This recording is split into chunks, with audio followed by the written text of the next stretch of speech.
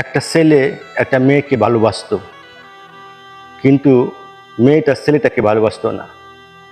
তো সবসময় মেয়েটাকে পিটাপিটি করে, একটু ডিস্টার্ব করে। তখন মেয়েটা বলল, আমি তোমাকে ভালোবাসবো ঠিকই, যদি তোমার মায়ের কলিজাটা আমার হাতে দিতে পারো তাহলে তোমাকে আমি ভালোবাসবো। তো ছেলেটি দৌড়ে তার মায়ের কাছে গেল, গিয়ে বলতেছে যে মা, আমি একটা মেয়েকে ভালোবাসি।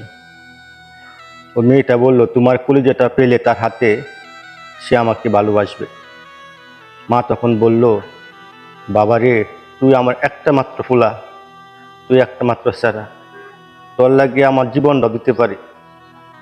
তখন মা কলিজাটা বাইর কইরা ছেলের হাতে দিল। ছেলে কলিজাটা পাইয়া দৌড়তে দৌড়তে মেয়ের দিকে যাইতেছে।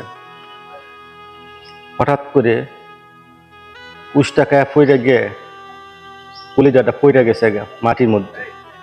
তখন ছেলেটা তাড়াহুড়া করে কলিজাটা হাতে নিল। কলিজাটা তখন কইতাছে, বাবা তুই কি ব্যথা পাইছস? মা কিরকম হতে পারে, মা কিরকম? মার কলিজাটা মাটিতে পড়ে গেছে।